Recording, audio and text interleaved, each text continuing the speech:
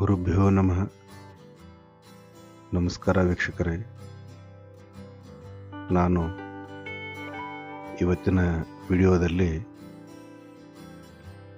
MS word ಬಗ್ಗೆ ನಿಮಗೆ ತಿಳಿಸಿಕೊಡ್ತೇನೆ.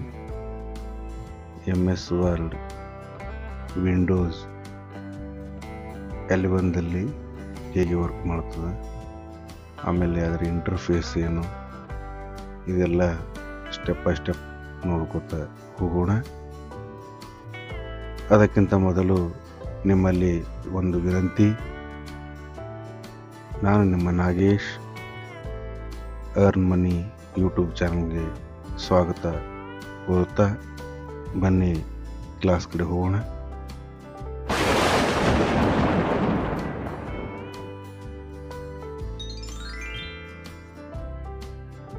ಮೊಟ್ಟ ಮೊದಲನೇದಾಗಿ ಒಂದು MS ವರ್ಡ್ದ ಪೇಜನ್ನು ಓಪನ್ ಮಾಡ್ಕೋಬೇಕು.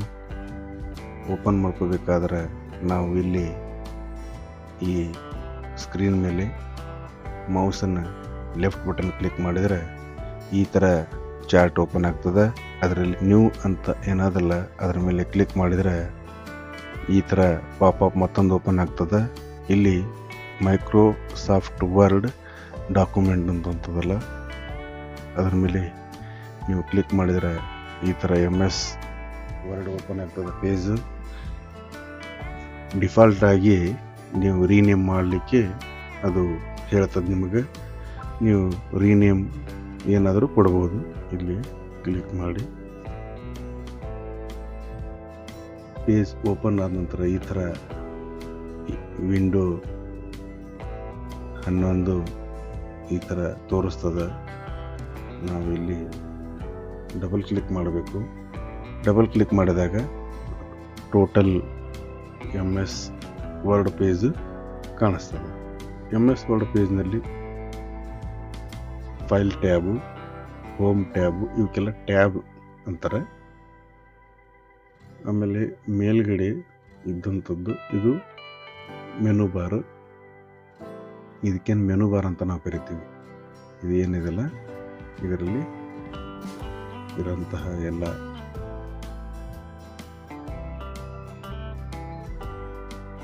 ಇದು ಕೆಳಗಡೆ ಏನಿದೆಲ್ಲ ಇದನ್ನು ನಾವು ಆಪ್ಷನ್ ಬಾರ್ ಅಂತ ಕರಿತೀವಿ. ಇವು ಏನಿದಾವಲ್ಲ ಒಂದು ಟ್ಯಾಬು, ಇದು ಫೈಲ್ ಟ್ಯಾಬು,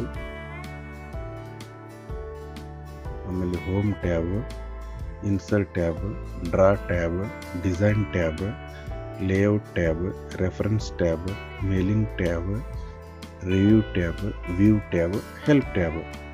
ಇದಲ್ಲದೆ ನಾವು ಕಸ್ಟಮೈಸ್ ಟ್ಯಾಬ್ಗಳನ್ನು ಕೂಡ ಕ್ರಿಯೇಟ್ ಮಾಡ್ಕೋಬಹುದು. ಅದನ್ನು ಮುಂದಿನ ಕ್ಲಾಸ್ನಲ್ಲಿ ನಿಮಗೆ ತಿಳಿಸಿಕೊಡ್ತೇನೆ. ಇಲ್ಲಿ ಕಮೆಂಟು, ಎಡಿಟಿಂಗು, ಶೇರ್ ಅಂತ. ಆಮೇಲೆ ನೀವು ಅಕೌಂಟ್ ಓಪನ್ ಮಾಡಿದಾಗ MS ಆಫೀಸ್ ಯಾವಾಗ ನಾವು ಇನ್ಸ್ಟಾಲ್ ಮಾಡ್ತೀವಿ, ವರ್ಡು, ಎಕ್ಸೆಲ್ಲು, ಪವರ್ ಪಾಯಿಂಟು 3 ಇದಕ್ಕೆ ಸಪೋರ್ಟ್ ಇರ್ತಾವೆ. ಈ MS ವರ್ಡ್ನಲ್ಲಿ ನಾನು ಅಕೌಂಟನ್ನು ಆ್ಯಕ್ಟಿವ್ ಮಾಡಬಹುದು. ಇದನ್ನು ಇಲ್ಲಿ ಆ್ಯಕ್ಟಿವ್ ಮಾಡಿದರೆ ನಾನು ಕ್ಲೌಡ್ ಬೇಸಸ್ ಬೇರೆ ಕಡೆ ಎಲ್ಲಾದರೂ ಯೂಸ್ ಮಾಡಬಹುದು. ಅಪ್ಕಮಿಂಗ್ ಫ್ಯೂಚರ್ ಬಗ್ಗೆ ಇದರಲ್ಲಿ ಒಂದು ಐಕನ್ ತೋರಿಸ್ಯದ. ಏನಾದರೂ ಫ್ಯೂಚರ್ ಇದ್ರಾಗ ಆ್ಯಡ್ ಆದರೆ ಇದನ್ನು ನಮಗೆ ಹೈಲೈಟ್ ಮಾಡ್ತದೆ. ಇದು ಮಿನಿಮೈಸು. ಇದನ್ನು ಕ್ಲಿಕ್ ಮಾಡಿದರೆ ಪೇಜ್ ಮಿನಿಮೈಸ್ ಆಗ್ತದೆ. ಇಲ್ಲಿ ಇದು ಮ್ಯಾಕ್ಸಿಮೈಸು. ಇದು ಪೇಜ್ ಸಣ್ಣದು ದೊಡ್ಡದು ಎಲ್ಲಿ ನಾವು ಮಾಡಬಹುದು. ಇದು ಕ್ಲೋಸ್ ಮಾಡಲಿಕ್ಕೆ. ಆಮೇಲೆ ಆಟೋ ಸೇವ್ ಅಂತ ಏನದಲ್ಲ ಇದನ್ನು ನಾನು ಇದು ಆಫ್ ಅದ, ಇದು ಆನ್ ಮಾಡಿದರೆ ಇದು ಆಟೋಮೆಟಿಕಲಿ ಪೇಜ್ ಸೇವ್ ಆಗ್ತಾ ಇರ್ತದೆ. ನಾವು ಮ್ಯಾನ್ಯುವಲಿ ಇಲ್ಲಿ ಸೇವ್ ಮಾಡಬಹುದು. ಇದು ಕಾಂಟ್ ಅಂಡು ಅಂತ ಅಂದರೆ ಅದರ ಕಂಟ್ರೋಲ್ Z ಅಂತ ಹೇಳ್ತದಲ್ಲ.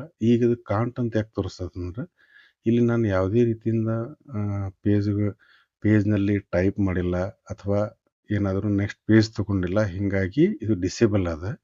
ಒಂದು ವೇಳೆ ನಾನು ಇಲ್ಲಿ ಏನಾದರೂ ಟೈಪ್ ಮಾಡಿದರೆ, ಡಿಲೀಟ್ ಮಾಡಿದರೆ, ಮತ್ತು ನಾನು ಅದನ್ನು ವಾಪಸ್ ತೊಗೋಬೇಕಾದ್ರೆ ಇಲ್ಲಿ ಅಂಡು ಕ್ಲಿಕ್ ಮಾಡಿದರೆ ಅದು ವಾಪಸ್ ಬರ್ತದೆ. ಆಮೇಲೆ ಪೇಜ್ ರಿಫ್ರೆಶ್ ಮಾಡಲಿಕ್ಕೆ ಇದಕ್ಕೆ ರಿಫ್ರೆಶ್ ಐಕಾನು. ಇದು ಈ ಕಾಂಟ್ ರಿಪೀಟ್ ಅಂತ ಹೇಳ್ತಾ ಇದೆ. ಕಾಂಟ್ ರಿಪೀಟ್ ಅಂದರೆ ಇಲ್ಲಿ ಏನು ನಾನು ಟೈಪ್ ಮಾಡಿಲ್ಲ.